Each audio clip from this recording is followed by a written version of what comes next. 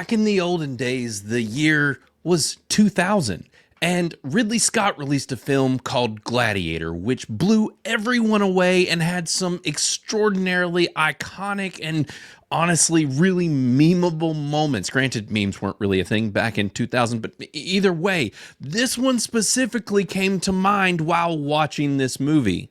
Are you not entertained? Are you not entertained?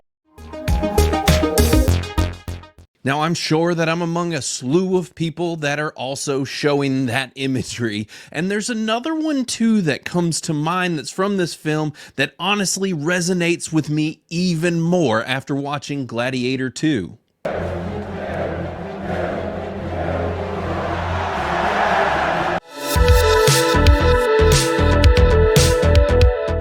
Now, before we move on into our review, which is going to be spoiler-free, make sure to visit criticless.com and drop your review for Gladiator 2 and Gladiator 1. If you've seen them, we definitely want to hear your thoughts. We've got a lot of reviews pouring in for both movies because we're an entertainment reviewing social platform. And also make sure to hit that subscribe button, the likes, the comments. It's helping our growing channel out a whole bunch. So definitely give us that sub down below if you want to keep up with the latest news in the entertainment industry. And I will be continually reviewing the newest, latest, and greatest, and even some controversial films from the past. So moving on into Gladiator 2, I was honestly quite skeptical about this film, but a little bit excited. And if you know anything about me, then you know that I'm typically rather optimistic. I really do like things. I love to love entertainment and a lot of quality films, and I am a trash person. I'm the trash man.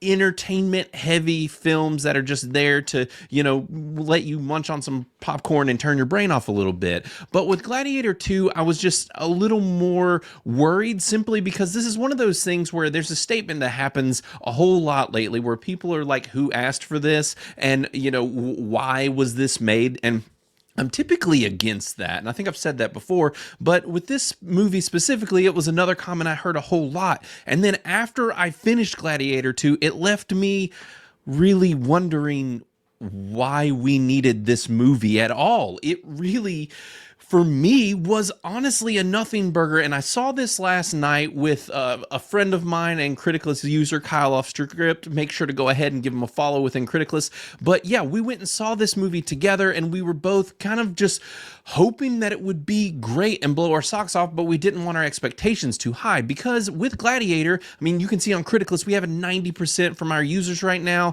and this is one of the most highly praised, like I said, memeable movies. Everyone loves Gladiator. We had Russell Crowe putting on an all-star performance. We had Joaquin Phoenix just actually killing it, and a lot of other fantastic actors as well. This was just an excellently written, well-crafted movie, and so obviously expectations are going to be high. But the other interesting thing here is that we had Ridley Scott back. Now, obviously, most of you are familiar with Ridley Scott. He's been around for quite a while, but I would argue that over time, the quality of the things that he's been directing and putting out have been diminishing, and I am personally not a huge Ridley Scott fan, so there's that for all of you up front. But I feel like now, after doing my research and kind of looking around a little bit, I am perplexed as far as the scores and reviews coming in for this movie, and I'm like, maybe is this a me thing? Am I the problem? Because I really just, there's a lot of his movies that don't land for me. Some of them are fantastic, others of them are an absolute bore. And one of our Criticless users actually for this movie as well, OMB Reviews,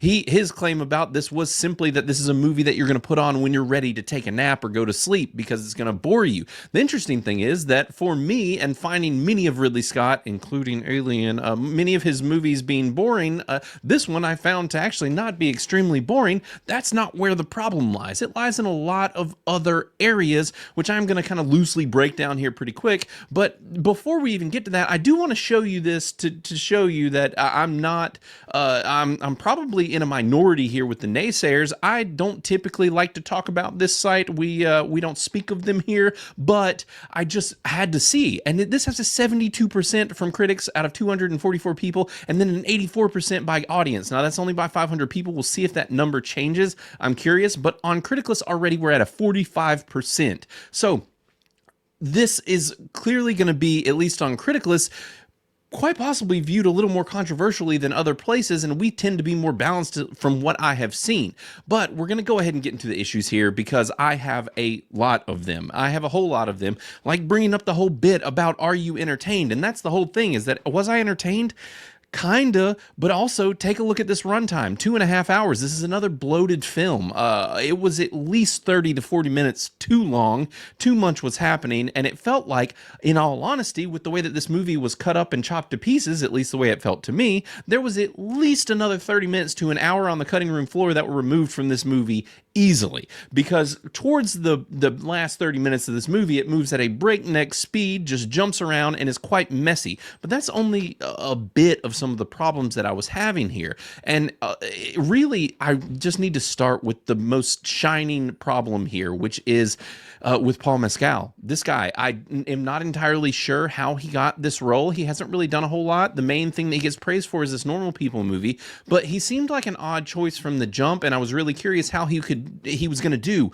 But my personal opinion is he has the charm of a wet paper bag.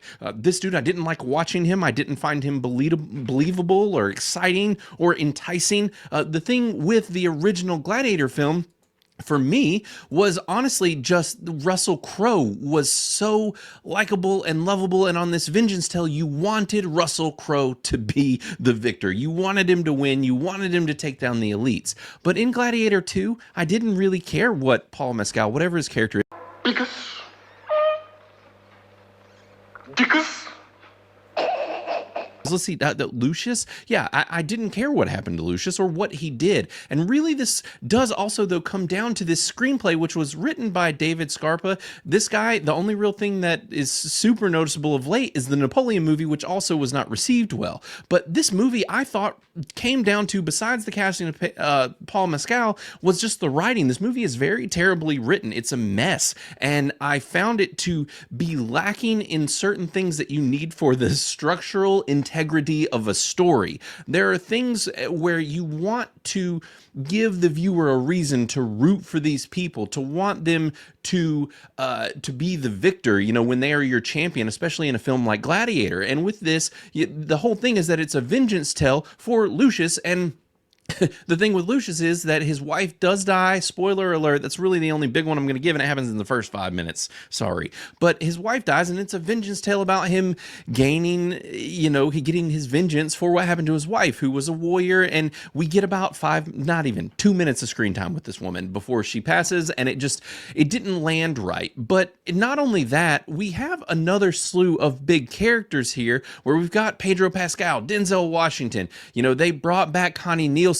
And honestly, there's only one person in all of these folks that really showed up and was entertaining and that I liked being in this movie, and it was Joseph Quinn. You might not recognize him, but actually he was in Stranger Things and he killed it, and he is continuing to. This guy has a very promising future ahead of him, a lot more than Paul Mescal, in my opinion, because he put everyone else to shame. And sorry to say it, and this might be controversial, but one of the worst parts in this film was Denzel Washington. I think he's one of the most poorly casted characters in this entire movie. It literally felt like Denzel was taken out of modern day, out of present day, and put into this ancient Roman film. He had an American, kind of a more northern accent. Even his swagger, the things he said, the dialogue he used, the way that he enunciated and pronounced words, it was very American. And he wasn't trying. He wasn't even trying to fit into the time period. Now, when I say he wasn't trying, was he not trying? It wasn't that he wasn't trying to act, because he was acting his ass off like he regularly does, but it felt like he was in the wrong movie, or possibly a time traveler. I'm not really sure what happened there. And honestly, Pedro Pascal kind of felt like he phoned it in a little bit too. He was fine. And all of this still leads into, it's like, yes, there was some bad casting, but the story around these characters as well, I don't know that they really had that much to work with, because this movie is kind of hammy and cheesy at times. Some of the set pieces and stuff were quite good. Some of the action was good, but they were chocked full of really messy, muddy CGI that did not look very good. And like I said, maybe I'm an outlier on this. I mean, clearly among the Rotten Tomatoes community I am, but whatever. But with our audience, I'm not. And I hate to be a person who poo-poos on things, but I've seen other people among this list after seeing the movie and kind of wondering if I was the odd man out here. People saying a lot of the same things, and maybe I've just become too nitpicky, but that's how I feel. That's where I sit with this movie. And really, when it ended, I was just like, I never care to think about this movie again. I never care if I see it again. I just am not really interested in anything that happened in Gladiator 2, and the fact of this major hook, this plot point, which I won't spoil here, that tethered this movie to the previous film, just felt very shoehorned in and messy and honestly unnecessary, where it took up more plot than it needed to. And it really just, they were trying to pull on your heartstrings, trying to pull on the nostalgia of the previous film instead of actually just building something new. And all of this is to say that really, with the way that the character of Paul Mescal's character Lucius was written, is he wasn't someone that I wanted to rally behind. They didn't really give me a reason to. Paul's character is really, it just felt like they were just telling you that you were supposed to have these expectations of him without them actually being earned. You know, where in the previous film, where we have Maximus, he is having this camaraderie, he's making friends, he's building his legend up and earning everything. With Gladiator 2, they're just kind of like, accept it for what it is. You're supposed to respect this guy, and you're supposed to believe that he deserves the vengeance that he is craving. And I never felt that at any point within the movie, outside of Paul's just really wet and bland performance, outside of one or two scenes within the movie. Look, I'll give the film this. The core, the initial idea, everything that this was kind of bundled in, was actually quite a decent idea. You know, we are given another gladiator to root for, and we are watching a corrupt Rome that needs to be toppled still. And so we're rooting for that. And they show us these politicians and these corrupt, evil people and the current rulers, which I mentioned Joseph Quinn earlier, which is Emperor Gata. And then we also had another emperor here played by Fred Herringer, and he was fine. He was okay. I actually did recognize him, and he did a decent enough job, but the acting was a little weird. There was a whole thing with a monkey, and I don't know, but Joseph Quinn kind of very much overshadowed his performance there. But with watching these corrupt and evil individuals, and you know, that structure and that core concept, and watching Rome be overthrown, it honestly, with how it even resonated with current day America, there were a lot of parallels with what we are seeing here, and talking about this great empire that is struggling, and you know, who's going to rise up and help it out, and you know, overthrow the things that are rotten and need to be removed. And there was this resonance here, especially as an American, that I wanted to latch on to, but then I just kept seeing these characters interacting in this world that I didn't like, and hearing dialogue that I thought was terrible, and watching these really hammy scenes that just didn't quite work, and seeing this CGI where there was a realness and something tangible about the first film, and it just felt so real. And then we're yanked out of those moments by just really kind of crappy CGI and shots that in the original film would have been full of real cheering people in the stands, but here it's just CG people, and it just didn't hit the same. You can feel it. It doesn't feel real, and that's a problem. But it's not to say that every action scene was bad. There was actually one scene that I liked quite well in the gladiator ring, but even that scene itself was, you know, it was kind of muddied by some of the CG and tainted a little bit, but all the others were fine. None of it was ever to the level, to the scale and the spectacle and as interesting or as gripping as that first film, and there's no way that you can't compare the two, which is a real problem. Now, as far as the Criticless scale goes, I need to go ahead and let you guys really know my thoughts, because you know, I could be anywhere in that range of decent and below, at least when I left the movie, and I was maybe somewhere around in here, potentially this lower decent, higher bogus. But honestly, even now, after thinking about it more, I'm more down in this range, like a 26, 27, because it's just not great. And as far as these other scales here, I'll definitely break it down in Criticless. You can check out my review to see if it's, you know, gonna be something that you want to see. And between the violence stuff, I thought that this one had some really violent moments, some of which worked, some of which were just kind of overkill. But this is a bogus for me, guys. This one is a bogus. Now, listen, like I brought up, I'm really just interested in hearing what you guys think, and I don't like being the odd man out on this one, and maybe I'm not. Maybe after our Criticless reviews continue to pour in, there's a lot more that feel the same way I did, and I hate that I was this disappointed. But make sure to go and let me know in the comments down below what you think on YouTube, but also do that in Criticless under my review as well, because I am interested to hear what you all think. But this was not the movie for me, and I hope that over the next couple weeks we've got some more of these holiday movies that are going to knock it out of the park and be a lot better. But we want to hear what everyone else thinks. Let us know, and I will be back again soon with the news next week, and then with a review later on. So everybody take it easy, and I hope that everyone else, if you do see Gladiator 2, enjoys it more than I did.